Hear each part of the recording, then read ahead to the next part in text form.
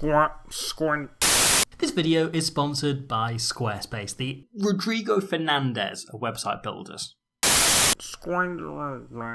Whisper it, but I think we might be living in a golden age of Test rugby right now, where in decades gone by, one of New Zealand, South Africa, or occasionally Australia have sat atop the World Rugby pyramid, kicking away pot shots at their shoes by teams who can only dream of competing properly. We now exist in an age without a natural hierarchy. The shoes of any big dogs might be safe, but every single side can and should expect body blows as they continue through the year. Ireland might be the top of the world right now, but they're first amongst equals rather than kings of the castle. There are about 12 teams who can all beat each other, and another 15 15s who can knock over some of those top sides. And so it probably was foolhardy of us to ever expect the Springboks to remain dominant over an All Blacks team who have been lying dominant for way too long. They may not be the flick past masochists of 7 years ago, but this Saturday New Zealand reminded the world why we must never, ever write them off as a pure rugby team. Putting in an amazing performance in an even better game, what a game, it was a hell of a game, to defeat a still on-song South African side. So, how did New Zealand do it? And in this era of parity between all, where might this week's battle take the two teams going forwards? There was an enormous hope whiplash involved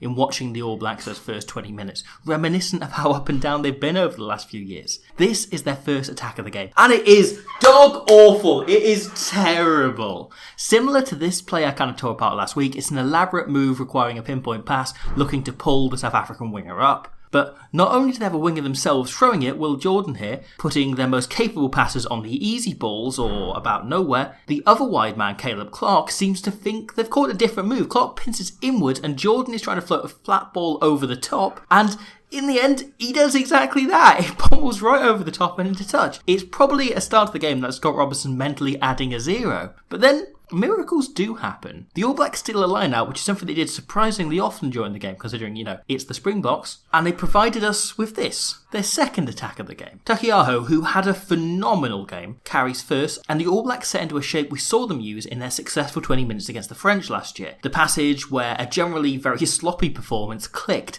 and they scored 3 tries in quick succession. It's a 4-man pod aimed at the gap between the last forward in the defensive line and the first back. De Groot avoids the tree trunk of Khaleesi and hits the branches. But if we pause here, watch his support. The two locks are zeroed in on De Groot, but Artie Surveyor's eyes are on the floor. He's looking for the moment the ball is presented to pick and go. In order to create space, Scott Barrett doesn't just clear Pollard out, he smashes into Malherbe, knocking both him and Jaeger off balance. Because it's all by design, Surveyor is in position to burst through, but trips over Barrett. Frankly, if Scott Barrett rolls a split second soon here, there's about 50-50 odds on Artie being straight through. But Aaron Smith is sharp, and him and Takiaho swap balls expertly for a moment, pace keeping up. Takiaho then carries himself, and the box defence has been nicely condensed really. They've worked it so South Africa only have backs here, and knowing the Springbok system means Willemse will shoot up from fullback, the All Blacks position 2 extra players for this overlap, but the tackle's fantastic and prevents Electric Boogaloo Barrett getting the offload away. But this is where the exploitation system gets really smart, where it gets really clever. Whenever the Springboks bring their fullback up in situations like this, it's on the far side's winger to sprint into the backfield to cover the fullback position, take the space where he would normally be. And so,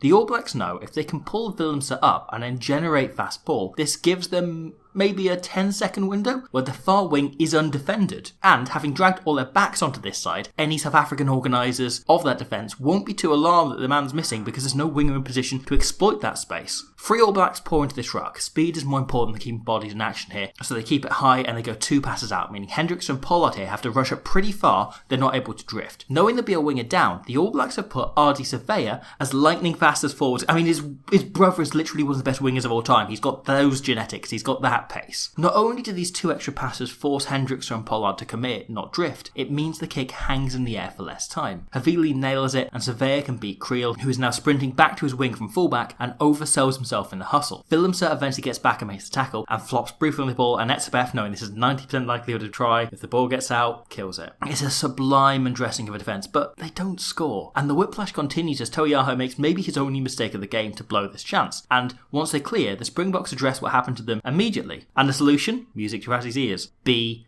bigger pricks. This is glorious Springbok play. Etzebeth competes at the line-out, but when Barrett secures the ball, the Boks hold their man in the air seconds too long, meaning he comes down in the most unsubtle fashion possible. And it's exactly the cover Oxenshane needs to sneak in and sack them all without any eyes on him. Whether this is a tactic or opportunism really smart by O'Shea is unclear, but it's superb and leads to an ugly stationary pylon with all 8 All Black forwards. And from there, the Boks change their tackle technique, looking to, instead of dropping people for the game line as they were before, and they often do, they aim instead to keep a man on their feet so they can cause the kind of chaos from the resulting breakdown that Khaleesi does here. The All Blacks are committing an extra man to the ruck as a result every time, and once the ball goes wide, there's no deception, there's no dummy runners here, there's no screen runners in place, and it becomes an easy read, and then Diego provides exactly the kind of chaos we wanted right here, the passing continuing, until moments later, hello Peter Steph, what are you doing there? He asks nicely for the ball, and Richie Mo'unga just obliges. Du Toit can't quite make it to the try line, but he has a pretty bloody good go, and similar to last week, Am picks the space around this chance brilliantly, and it almost results in the try, if not for an unbelievable tackle by Rieko Ioane, right? Anyone who can prevent Lacaniwan pulling some magic bullshit to score in a situation like this deserves a statue of them building. Some on social media have been saying the Springboks were off song, that they weren't playing like themselves on Saturday, but I think they actually were really rather good. Their attack looked sharper than previous weeks, they were tactically astute, and their pack was still squeezing a resistant All Blacks pretty hard. Ever since the Erasmus Nineveh ticket took over in early 2018, the Springbok mentality has been totally unsubtle. You know what's coming,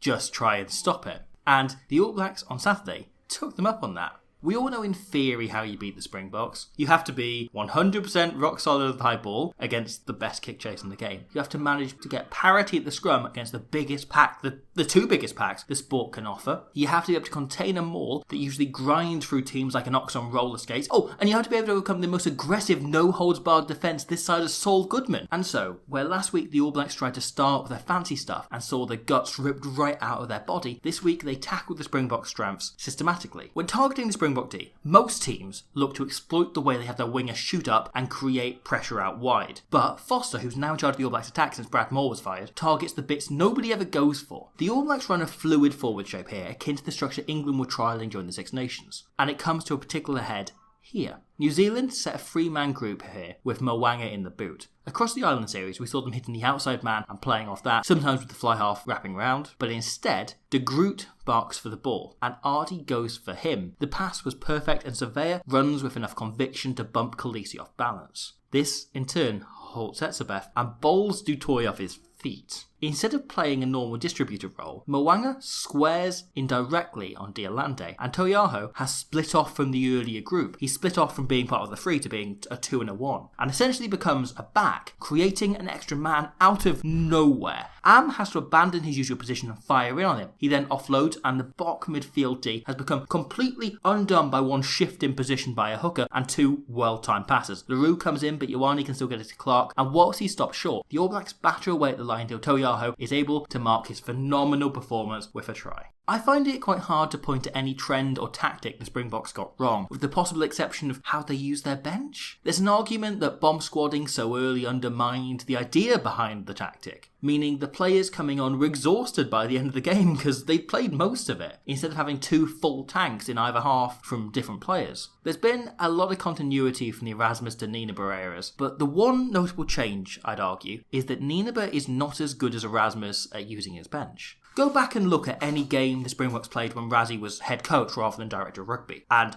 look at when the substitutions are being made. Props would come on right before critical scrums. Turnover specialist Francois Lowe normally came on if they had a passage where they were defending in the 22 and they desperately needed a turnover. Franco Moster often came on around kind of midfield defence, meaning that he was able to just fly up and be as disruptive and aggressive as possible, usually his first play being a line-out. Nineveh's changes are less considered. If we look at the 3 first half swaps, Marks and Visa each came on for a restart and Kitchoff for an attacking set where he wouldn't go on to touch the ball. He wasn't part of the plan here. None of them got a chance to really throw themselves into the game until after the break. The quiet jogging, tackling and mauling they had to do is just really wasted energy that could have been expended by the players who started the game and left these key players who were there in order to see the game out 5 to 10 minutes of grind fresher to hold on to the 2-point lead the Springboks had with 7 minutes to go. And yet, beyond that, from a kind of execution point of view, the Springboks played frankly well. Like, they did. They played well. They were just countered superbly by the All Blacks. Some of the way this was achieved was individual excellence. Samasoni Takiaho, right, was phenomenal. He carried brilliantly, often just bristling through contact that would smash most players. Ethan de Groot was solid as wood around the park and strong as an oak in the scrum. Sam Whitelock rolled back the years after one of the first shotted games of his 14-year Test career last week, and then he was brilliant this week. And then, with MVP Bowden missing, the other two Barrett bros really stepped up. Scott had to be nearing man of the match status, probably only denied by Takiaho, and Geordie Barrett had arguably his most secure game in black, just rock solid in the backfield and superb under the high ball. But this was all helped by tiny things from his teammates. Caleb Clark here botches his blocking line, and Am is able to beat Moanga in the air. But let's check the work rate of Ardy Surveyor, right? Constantly alert to where the ball is, and more importantly, also alert to where Peter Steph du Toit is, meaning he can beat him to space and hence the rebound ball when Am juggles it. He then stays on his feet ages, just waiting until he knows he has teammates about to support him, so he won't be conceding the ball, he won't be turned over. And then something really interesting happens, right? I think New Zealand on Saturday solved the thing that's been bothering me second most about All Black rugby. There's been a few people lately in comments and such pretty confident that I hate the All Blacks, despite the fact that everyone knows no human being could emanate the amount of hate I clearly do for Ireland, and yet still have room to despise something else. But the truth of the matter is, I don't hate them. I just... Okay. 4 years ago, in this very fixture, South Africa pulled off one of the greatest and most unlikely victories in their history and set themselves on course for their eventual World Cup destiny a year later. New Zealand were left shell-shocked. That final play, they had a clear chance to win the game for a drop goal, but the team was so used to winning by big margins in every fixture, they'd never practiced a drop goal drill. They had no idea what to do, and they spent the next 2 campaigns trying to change this, twisting their style of rugby in sheer panic, practicing drop goals, until eventually they arrived at the World Cup having kind of lost their sense of self. They weren't the team they were before that game anymore, because they spent so long trying to counter the problems they encountered in it. And things only got worse once they entered the Foster era. It's impossible to pinpoint what kind of a team the All Blacks are, what their philosophy on the game is, to find any ideas that unite them. The average punter could tell you what kind of a team South Africa, Ireland, England, Wales, Australia, France, Italy, even the kaleidoscope of sense that is Argentina are. But I don't think you could find a single sentence that sums up exactly what kind of a team the Ian Foster All Blacks were. That's kind of the thing that's really frustrated me about Foster in these last few years. The sport's most identifiable brand had slipped into being a tapwater team that was hard to care about because you had no idea who they were. They had no sense of identity. Until Saturday.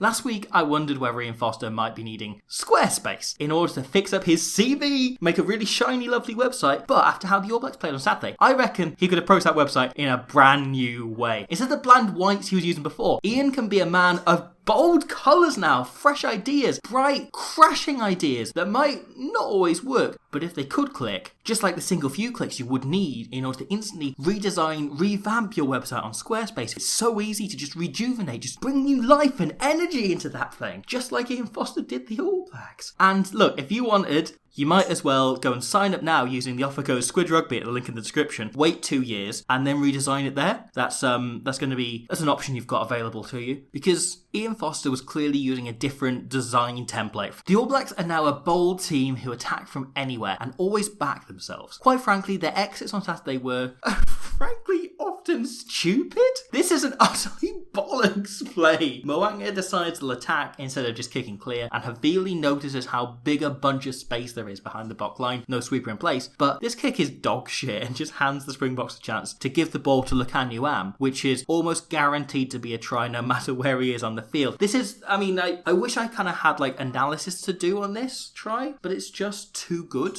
Like it's too good. I mean, really the Roo does expertly to kind of give him the time and space he needs. And then Lukhanyo Am. Lukhanyo, he is the thing. Lukhanyo is. But without the moments that led to moments like that, you wouldn't get the follow-up to Surveyor staying on his feet from a bit earlier. Where any other team would look to kick immediately, Takiaho carries and Moanga sets up to attack. Caleb Clark notices something though and overrules it.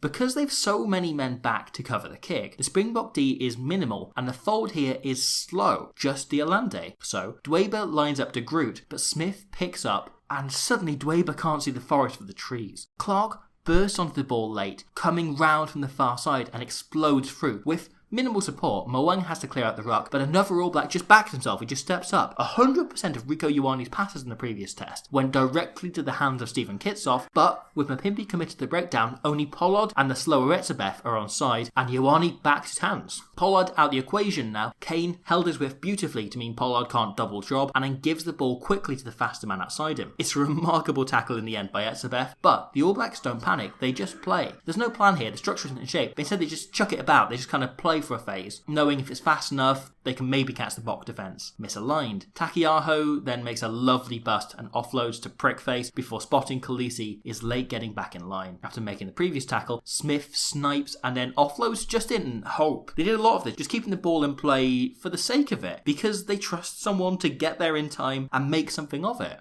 Deolande has been pulled into Khaleesi's position, but once he's on the floor, Hendrikse calls for someone to come around and cover Deolande, but the guy who gets there is Lou Diega, who's still getting into place as Barrett takes the ball, meaning he isn't even a factor. He's slow, he's not used to the position, and he's still adjusting. Mapimpi, one of the most coachable players on the planet, has decided to stick to the system instead of reading the situation, and he just comes up to apply pressure on the overlap, and Geordie can float the ball over his head, meaning Jordan can hold it until Mapimpi and LaRue are both fixated on him before putting his captain over in the corner. It's a beautifully constructed try. It's pretty much as good as it gets. And for me, single-handedly proof, right, that Ian Foster deserves another attempt to double down on this. He's clearly found something. He's found a proper philosophy for the game, and he deserves a chance to try and bed it in. Because boy, did the All Blacks do that over 80 minutes. This kick with 9 minutes to go by the Springboks has been pretty widely criticised, but I don't think the decision to kick is bad. And the boot itself is pretty superb. The issue is Hendrikse hangs it from a maul, meaning all 8 forwards are on the floor, and hence when Mapimpi goes up for the ball, the closest big boy is 20 metres behind him. If Hendrikse sets up to play a phase earlier and then kick, which is what I reckon Faf de Klerk would have done, the Springboks would have a solid wall in front of Will Jordan, and even if he beats Mapimpi in the air, he's up against an organised defence, and from the mark, probably just kicks it back to the Springboks and eats up more of the clock. Instead, it's a huge learning experience for Hendrikse, and sharp by the All Blacks. Will Jordan sees there's no defensive line, and so does Damian Willemse. He starts sprinting back, but Sam Whitelock sneakily trips him. It's probably Whitelock's second best moment of gamesmanship of the game, after the infamous block ahead of the disallowed try for Makazole Mapimpi. This is the kind of thing that happens on almost every break from the backfield you'll ever see. This happens every single time there's a kick long. It's a deliberate block by Hendrikse. It's purposeful because teams do this all the time. I mean, look, here's Sam Whitelock doing it himself for the sake of it. You know, teams do this constantly, but they do it because you get away with it 95% of the time. Except here, Whitelock sells it. Once he realises he isn't getting to Am, he deliberately runs into Hendrikse again, then complains, flaps his arms, shouts to the referee. As I say, right, teams get away with this 95% of the time, but that other 5% is 100% of the times it goes to the TMO. Whitelock knows if this gets reviewed, the try is getting chalked off, so his job is to make sure that the referee goes upstairs. It's incredibly smart, it saves a try, and it heartbreakingly means we'll never get to see the Azorsa commentary on this moment shared on social media. But it's brilliant by Sam Whitelock. It's phenomenal by the Candy Ram, don't get me wrong. Like this is I mean, it's kind of dead analysis because this isn't going to do anything, but I mean, just unbelievable. Again, there's nothing really to say about this, but Makazole Mapimpi's support line is phenomenal. He stays so far away from the defence, there's no chance of anyone ever catching him, yet he makes himself a proper option, clear for Am to pass to. But back to the other example, Whitelock throws his arms aloft in the way only guilty men do, and the All Blacks keep the ball alive, tying in as many box as they can until they see this. Am turns inwards, right? Lukhanyo had a pretty phenomenal game, as I've been mentioning, after moving out to the wing, but this is just a momentary lapse. He defends the wing as though it's the 13 channel, trying to guide Ioane into the path of a dude outside him, except there's no one, and it means the quicker Ioane can gas him. He fades on the outside of LaRue, and whilst Willemse can get back and make another brilliant tackle, it's probably 20 metres further upfield than it would have been if Whitelock hadn't intervened. The All Blacks are once again backing themselves. The first phase, the structure doesn't matter, the pace and skill set does, and then they set. Same as the first half, they target the Springbok midfield, looking to pick off individual defenders. The Safadi is a frightening unit, so they break it down into individual people. Havili backs his pace and turns Visa's head and puts Surveyor into a tiny gap. The box scramble, and he just gets it out, and Barrett can't get in the way, but he still makes good meterage, and the All Blacks keep playing. They're mixing up their structures on the fly here. Here, Havili and Barrett both join into a forwards pod and make it so much more dynamic, with Surveyor set to pick and go once again, just like in that first half. It takes such effort to stop him. Once he gets the ball away, Havili is one-on-one with Mapimpi, who's an outstanding defender but not a dominant tackler, and Havili holds his nerve to stretch out and score the crucial, ultimately winning try. It's not just a score to decide the game, it's a moment to reignite a fire in a nation's rugby passion. Because right now, we might be living in a golden age of Test rugby. This was a properly glorious encounter. It was one of the best games of the year, if not the best. Though I do think there still must be a few question marks over the All Blacks even after this, but most of them have shifted off Ian Foster. This was a fantastic performance, but it was primarily a brilliant delivery of a game plan designed to stop the Springboks. For the newfound confidence in how they approached the game, this was probably the most analysis-informed set of tactics I ever recall the All Blacks running. Countless patterns designed to disarm the nine-number defence. If the All Blacks had been playing exactly like this against Ireland, I'm not sure they would have won, simply because Ireland were a different team who pose a different set of threats. It's going to be fascinating to track this across the rest of the year. Partly the Rugby Championship, where again they have 2 back-to-back games against 2 different oppositions, but particularly into the autumn, where they face 4 different teams in 4 consecutive weeks. And I'm desperate to find out whether they can keep this level of freshly analysis-driven play up. It's one thing when you played them the week before, so you can calibrate based on how they shut you down, but with an unprecedented level of focus and pressure on beating you, it's probably a different deal when you're facing Japan, Wales, England and Scotland teams who are licking their lips and posing 4 very notably different threats. Each of those teams plays very differently. But speaking of someone that plays differently, as for the Springboks, I think there might be a temptation to panic at a 12-point loss to a team that was struggling, but there's nothing really wrong with the system or where they're heading. There's plenty of areas to build on, but the attack looked amongst the most fluid it has in ages, bolstered by the kind of irresistible combo of Villiers at fullback and Damien Willems at 12. 3 proper distributors gave the Boks a different dimension a few times with the ball, as well as allowing Leroux to work as a wider threat. Now that there's somebody else available to give the boring but necessary passes in midfield. You don't want the best 13 in the world on the wing every week, but it's also not a coincidence. This was probably the game where Candyman found the most space since the World Cup, because he had players around him opening it up. Willems' footwork also saw him cross the gain line on every single carry he made, just offering a different kind of threat to the expected freight train of Diolande that the All Blacks were always preparing for. There's plenty to tinker with Nine but as he looks to shut down the inevitable, right? We are probably living in a golden age where anyone can beat anyone, and heading to a World Cup with 6 or 7 wildcard teams who could, on their day, knock out the major favourites, being the Springboks and France still, in a one-off game. The Springboks have got to be ready for that. They've got to reinforce their currently working game plan to make it bulletproof. And the All Blacks, on the other hand, have another 14 months, with swagger once again bristling from their gills, to move themselves up from that wildcard category to being proper contenders once again. Thank you for watching that. I hope you enjoyed it. I realise it's later than last week's. I apologise for that. But I hope you're all well. I hope you've had a really lovely week. And the Rugby Championship rolls on. There's more. There's a video on last week, so if you want to look at that. We're next going to have a look. Hello. We're going to have a look at Georgia. So that you man. Yeah. Have a look at Georgia. They obviously beat Italy recently, and look at how they've grown and changed since the last World Cup as part of a returning series from 4 years ago on all the teams in the World Cup, starting to look at that ahead of next year. So that's coming up very soon. In the meantime, please have a poke around. There's a podcast as well if you want to listen to some stuff about the 97 World Cup. We've got Lee from Blood and Mud Rugby podcast talking about Wales against England quarter-final from 1987. Which is an atrocious game. It's horrible. Really, episode's out now on all podcast providers. Really bad game of rugby. But thank you very much, and otherwise we'll see you then for more rugby.